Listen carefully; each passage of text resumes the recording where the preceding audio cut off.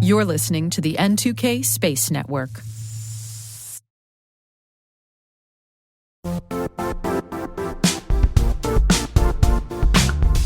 Is your AppSec program actually reducing risk?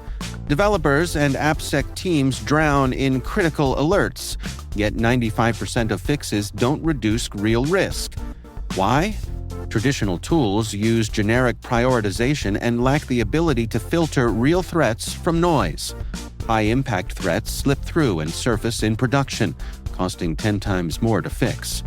Ox Security helps you focus on the 5% of issues that truly matter before they reach the cloud. Find out what risks deserve your attention in 2025. Download the Application Security Benchmark from Ox Security.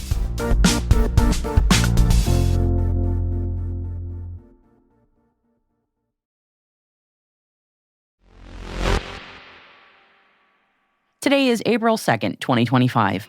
I'm Maria Varmazes, and this is T-Minus. T-Minus 20 seconds to LOS T-Drift. Go for deploy. Roger, roll.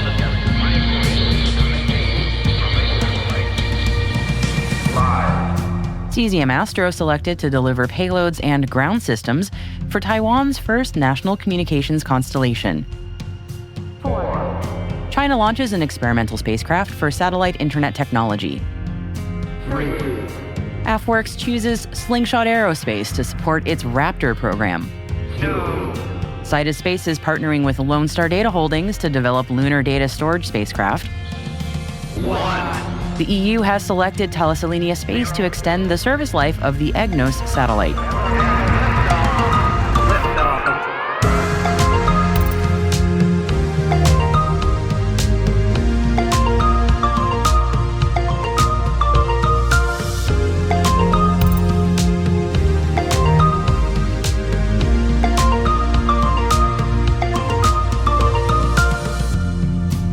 Happy Wednesday, everybody. Let's dive into today's Intel briefing, shall we?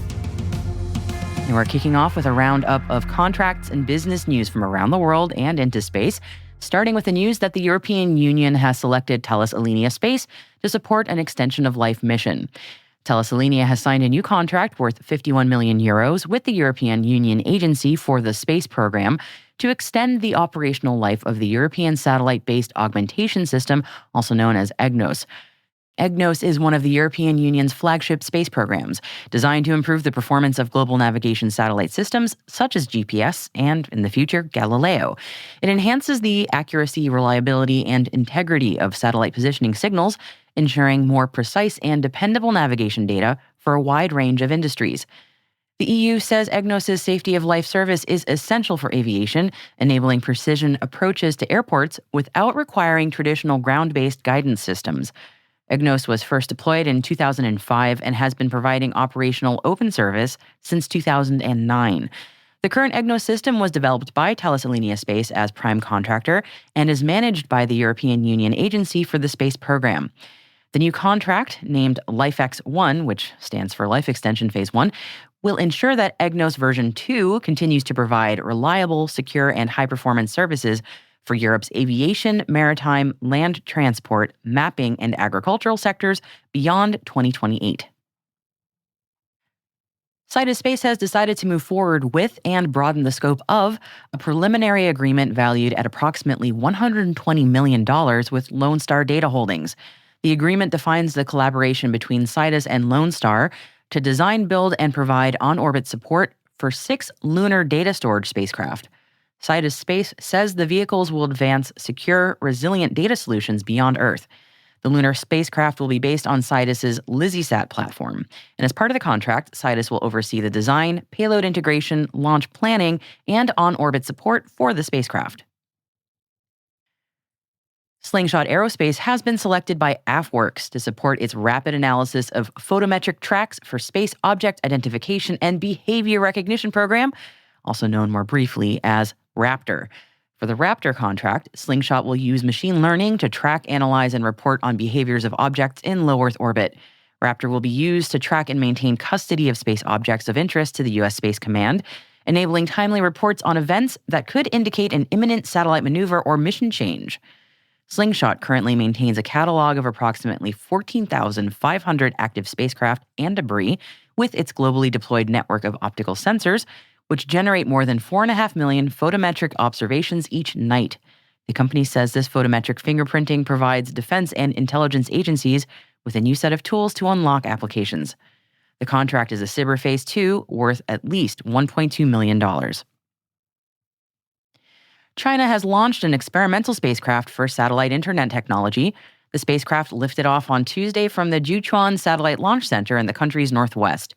Chinese media shared that the test satellite will be primarily used to conduct technical verification and experiments, including mobile-to-satellite broadband connections and the integration of space-ground networks.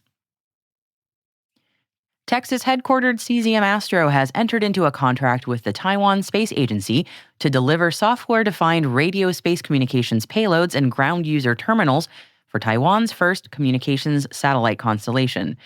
The Beyond 5G LEO satellite program, also known as B5G, will receive both space and ground-based active phased array systems from Cesium Astro. The B5G program is led by the Taiwan Space Agency and forms part of Taiwan's National Space Technology Long-Term Development Plan, which prioritizes domestic resilience and global competitiveness in emerging technologies, which includes space-based communications.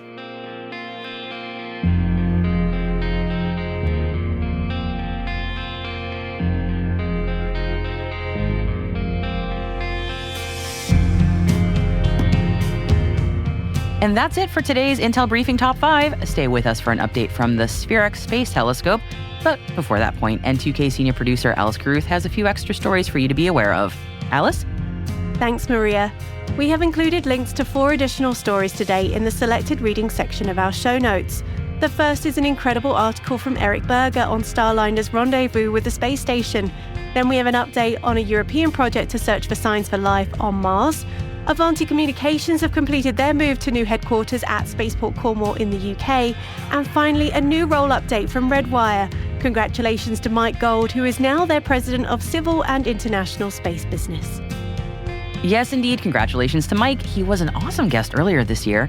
And also a quick reminder that links to all of the things that Alice mentioned can also be found on our website, space.n2k.com. Just click on today's episode title.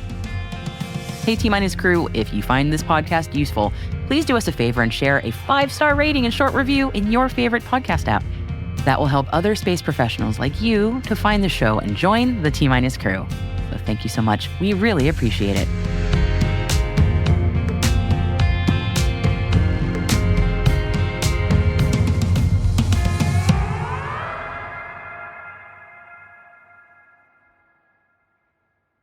We'll be right back.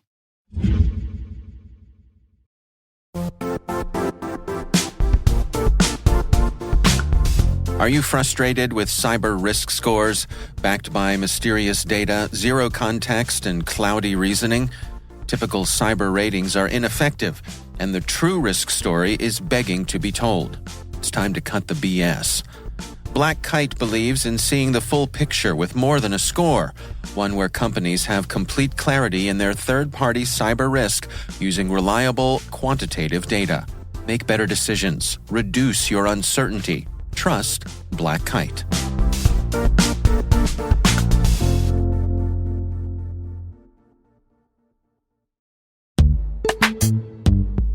Looking for a career where innovation meets impact? Vanguard's technology team is shaping the future of financial services by solving complex challenges with cutting-edge solutions. Whether you're passionate about AI, cybersecurity, or cloud computing, Vanguard offers a dynamic and collaborative environment where your ideas drive change. With career growth opportunities and a focus on work-life balance, you'll have the flexibility to thrive both professionally and personally. Explore open cybersecurity and technology roles today at vanguardjobs.com.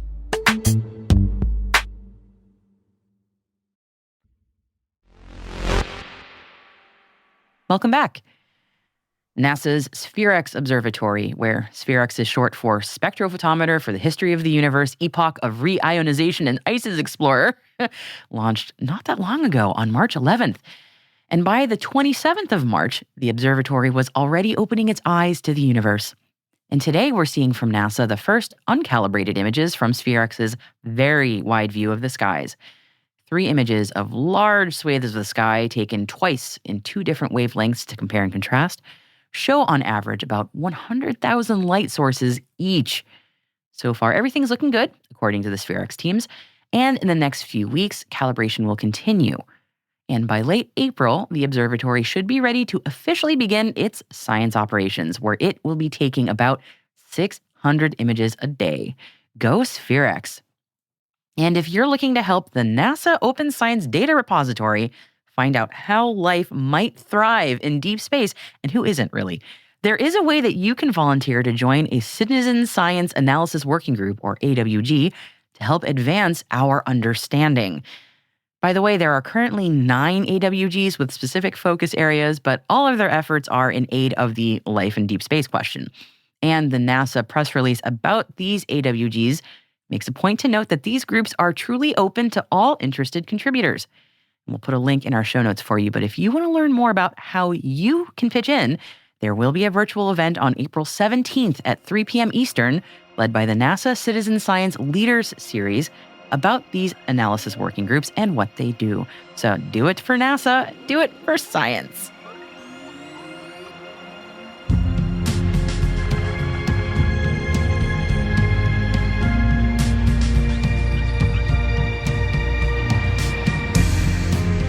And that's it for T-Minus for April 2nd, 2025, brought to you by N2K Cyberwire. For additional resources from today's report, check out our show notes at space.n2k.com. We'd love to know what you think of this podcast. You can email us at space@n2k.com or submit the survey in the show notes. Your feedback ensures we deliver the information that keeps you a step ahead in the rapidly changing space industry. N2K Strategic Workforce Intelligence optimizes the value of your biggest investment, your people. We make you smarter about your team while making your team smarter. N2K senior producer is Alice Carruth. Our producer is Liz Stokes. We're mixed by Elliot Peltzman and Trey Hester, with original music by Elliot Peltzman. Our executive producer is Jennifer Iben. Peter Kilpie is our publisher. And I am your host, Maria Varmazes. Thanks for listening. We will see you tomorrow.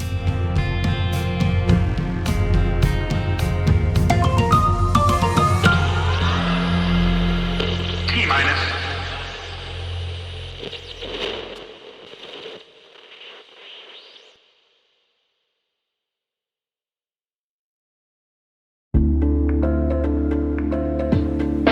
Hey everybody, Dave here. Have you ever wondered where your personal information is lurking online? Like many of you, I was concerned about my data being sold by data brokers. So I decided to try Delete Me. I have to say, Delete Me is a game changer. Within days of signing up, they started removing my personal information from hundreds of data brokers. I finally have peace of mind knowing my data privacy is protected. Delete Me's team does all the work for you with detailed reports, so you know exactly what's been done. Take control of your data and keep your private life private by signing up for Delete Me. Now at a special discount for our listeners.